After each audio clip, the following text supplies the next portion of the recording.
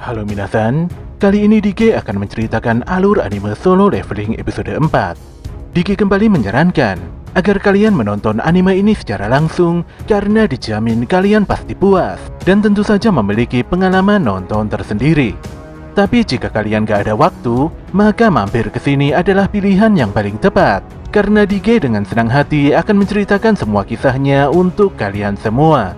Sebelum lanjut ke inti cerita, buat kalian yang baru saja menemukan channel ini, ada baiknya untuk subscribe dulu. Jangan lupa juga untuk menyalakan notifikasinya, agar kami semakin semangat untuk menghadirkan konten-konten terbaik buat kalian. Oke, langsung saja. Persiapkan diri kalian and enjoy!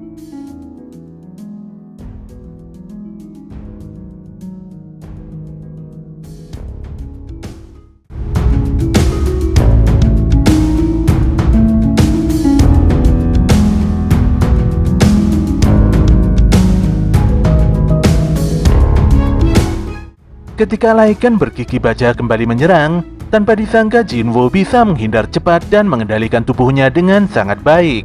Jinwo pun kaget sendiri saat merasakan tubuhnya jadi begitu ringan.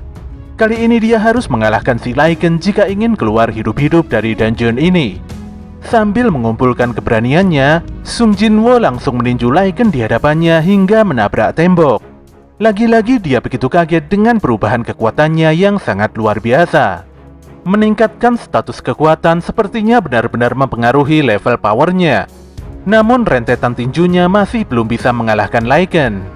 Sung Jinwo terpaksa menghindari serangan Lycan. Namun kini dia bingung dengan apa yang harus dilakukannya. Bagaimanapun juga, rasanya sangat mustahil mengalahkan monster di dungeon ini sendirian. Pemuda ini pun memilih kabur sambil memikirkan strategi penyerangan. Namun si Lycan sangat cepat dan tidak memberikan kesempatan Jinwo kabur. Seandainya dia memiliki satu senjata saja, mungkin pertarungan ini akan berjalan lancar. Saat itulah dia mengingat sesuatu. Dia lantas membuka inventorinya dan mengambil sebilah pedang panjang yang sebelumnya ditinggalkan oleh Kim Sang-sik. Ketika si Lycan hendak menerkamnya, detik itu juga Sung Jinwo menyabetkan senjatanya hingga kepala si Lycan terbelah. Sebenarnya dia tidak tahu bagaimana pedang Kim bisa berada di inventorinya. Apalagi pedang ini adalah senjata yang lumayan mahal, di mana Jinwo sendiri tidak sanggup untuk membelinya. Namun apa boleh buat, untuk bertahan hidup mau tidak mau dia harus menggunakan pedang itu. Ketika ada dua Lycan yang datang menyerang, Jinwo pun sangat tertekan karena pedangnya sulit dicabut dari lantai. Dan saat pedang berhasil dicabut, seekor Lycan langsung menahan pedang tersebut dengan gigi bajanya. Jinwo pun langsung menendang dan memenggal kepala si Lycan dengan penuh amarah. Hal ini pun membuat Lycan satunya jadi ketakutan dan memilih kabur menjauhi Jinwo. Ketika sedang beristirahat, Sung Jinwo baru menyadari kalau dirinya telah naik ke level 2. Selain itu seluruh statusnya naik 1 poin. Padahal sebelumnya tidak ada perubahan sama sekali ketika dia melaksanakan quest harian. Lukanya pun langsung pulih ketika menyelesaikan pertarungan secara langsung.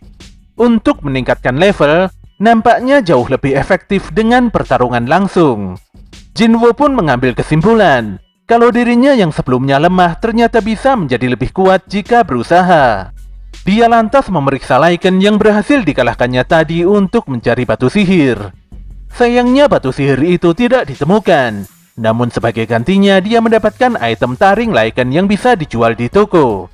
Dia pun langsung menjual taring Lycan, karena dengan level saat ini dia masih belum bisa membeli apapun di toko. Saat tengah memikirkan cara untuk keluar dari dungeon, tiba-tiba Lycan tadi datang bersama sekawanan koloninya. Namun kali ini Sung Jinwo tidak takut, apalagi sebelumnya dia pernah hampir mati dihajar para patung. Yang jelas, dia tidak berniat untuk mati konyol. Sung Jinwo benar-benar bersemangat dan membantai koloni Lycan dengan begitu beringas. Dia terus menebas para Lycan, dan seiring dengan itu levelnya terus meningkat sedikit demi sedikit. Tidak butuh waktu lama, Jinwo pun akhirnya berhasil mengalahkan kawanan Lycan tanpa ada kesulitan. Dia pun menerima notifikasi yang menerangkan bahwa dirinya adalah pembunuh serigala atau Wolf Assassin. Wolf Assassin memberikan peningkatan kemampuan 40% ketika usernya melawan monster tipe binatang. Sayangnya pedang Sung Jinwoo nampaknya mulai rusak. Semahal dan sebagus apapun sebuah senjata, jika sudah digunakan beberapa kali di dalam dungeon, pasti akan berakhir rusak seperti yang dipegang Jinwoo saat ini. Sebenarnya Sung Jinwoo bisa saja pulang karena dia telah mendapatkan batu teleportasi setelah mengalahkan kawanan Lycan. Namun kesempatan untuk menjadi lebih kuat seperti ini mungkin tidak pernah datang lagi. Walau Jinwoo merasa sedang dipermainkan oleh sesuatu yang tidak diketahuinya, namun dia tidak akan melewatkan kesempatan langka ini. Dia pun menyimpan batu teleportasi di dalam inventory dan tetap mengikuti alur seperti bidak di dalam permainan. Di sisi lain, Lee Jo-hee mendapatkan panggilan kembali dari Asosiasi Hunter yang mengabarkan kalau saat ini tengah terjadi dungeon break. Saat ini Asosiasi Hunter sudah mengumpulkan Hunter lepas untuk menangani masalah ini. Hanya saja jumlah healer yang ada masih belum cukup. Jo-hee pun langsung memenuhi panggilan tersebut. Dia merasa bersalah karena sebelumnya tidak mengikuti raid, sehingga mengakibatkan dungeon break seperti ini. Oke, kita kembali lagi pada Sung Jinwoo, di mana pemuda ini terus membantai monster dan meningkatkan kekuatannya. Seiring pertarungan yang dijalani, level Jinwoo pun terus menanjak ke atas. Semakin tinggi levelnya, Jinwoo jadi lebih mudah mengalahkan para monster. Warna huruf para monster pun berubah putih, di mana warna putih tersebut merupakan monster yang lemah. Untuk warna oranye kekuatannya kurang lebih sama dengan Jinwoo. Namun jika warna merah, itu menandakan kalau monster yang dihadapi sangatlah kuat. Lycan yang sebelumnya berwarna merah, kini berubah menjadi putih. Itu artinya Sung Jinwoo sudah bertambah semakin kuat. Namun bulu kuduknya langsung berdiri ketika hendak menuruni anak tangga ke lantai paling bawah.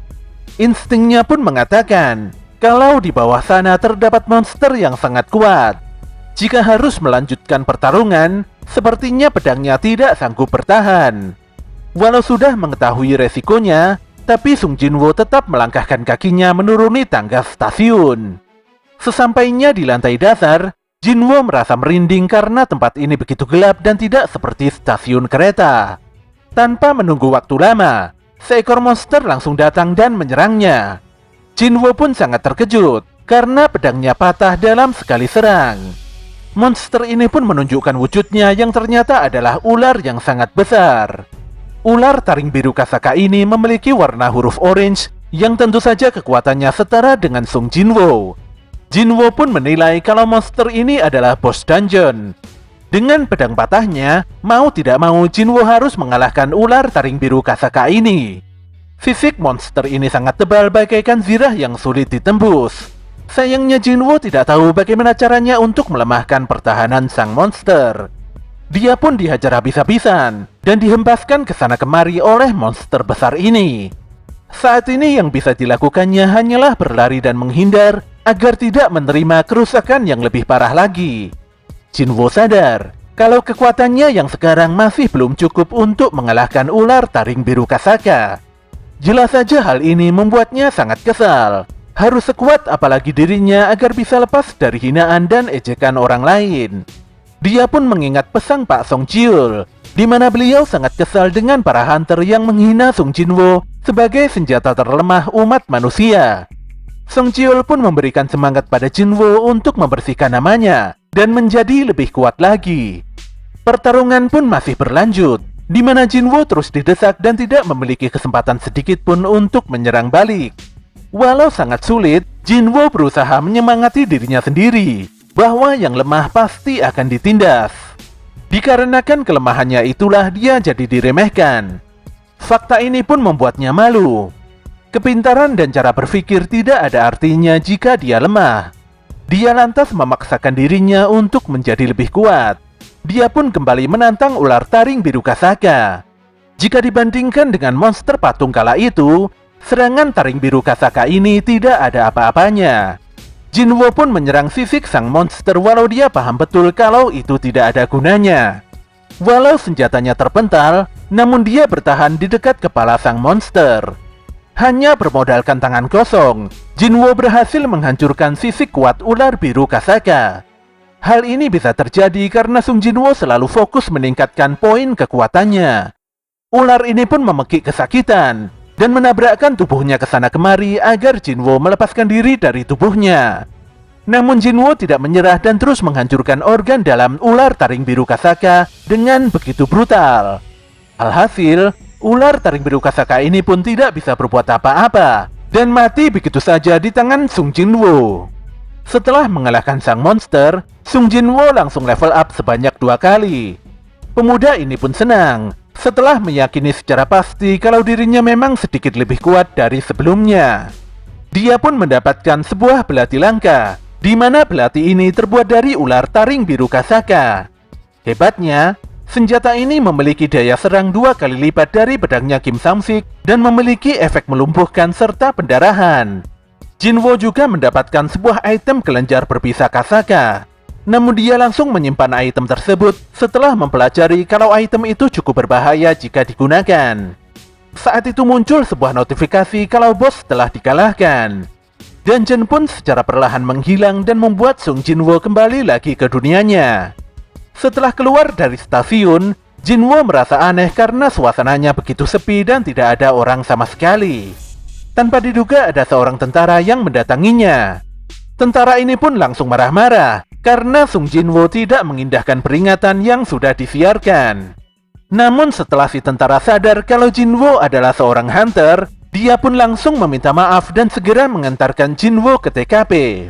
Ternyata di dekat sini telah terjadi insiden dungeon break. Pak tentara pun mengatakan kalau semua monster telah dihabisi dan hanya menyisakan satu bosnya saja. Dengan peningkatan status indranya, Jinwo pun bisa merasakan kalau di balik gedung besar di hadapannya terdapat bos dungeon. Dan benar saja, bos dungeon yang merupakan golem ini terlihat mengamuk. Namun situasi berbahaya ini tidak membuat warga sipil takut, dan mereka malah mengambil dokumentasi seenaknya sendiri. Para hunter pun sangat sibuk untuk menahan si golem. Formasi pun jadi kacau balau, bukan karena para hunter tidak kompak, namun karena si monster memang sangat kuat. Jinwo yang melihat dari belakang menyadari, ternyata ini adalah sekumpulan hunter kelas E. Ada satu hunter kelas D, namun dia hanyalah seorang tanker. Jelas saja hunter tersebut tidak bisa menghabisi musuh, dan hal ini membuat pertarungan berlangsung lama. Jinwo pun begitu kaget melihat Lee Jo-hee berada di barisan para hunter. Sayangnya Jo-hee tidak bisa mengeluarkan sihir pemulihannya, karena dia masih teringat akan trauma buruk insiden sebelumnya. Sung Jinwo lantas mundur dan menyiapkan kuda-kuda penyerangan. Bagaimanapun juga, golem ini jauh lebih lemah dari ular taring biru Kasaka. Jinwo lantas melemparkan pedang patahnya dengan kuat hingga menghancurkan pertahanan si golem.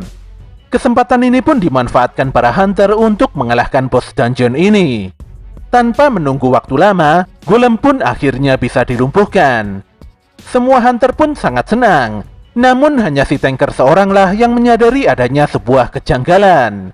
Bagaimana bisa pertahanan golem hancur, padahal sebelumnya semua serangan tidak bisa melukai monster itu. Dia pun melihat sebuah pedang patah di tanah, dan langsung bertanya pada seorang tentara siapakah yang melemparkan pedang patah itu. Pak tentara pun mengatakan kalau pedang itu milik seorang hunter di belakang. Namun Pak tentara bingung, karena hunter yang dimaksudnya tadi sudah tidak terlihat. Disinilah si tanker jadi terkejut setelah menyadari kalau ada seorang hunter yang memiliki daya serang yang luar biasa. Sung Jinwo sendiri agak terkejut dengan kemampuannya. Namun dia berpikir positif, karena mungkin si golem sudah kehabisan HP setelah diserang sedemikian rupa oleh para hunter. Sementara itu Lee Jo-hee melihat punggung Sung Jinwo dari kejauhan. Namun dia tidak begitu yakin sosok itu adalah temannya atau orang lain.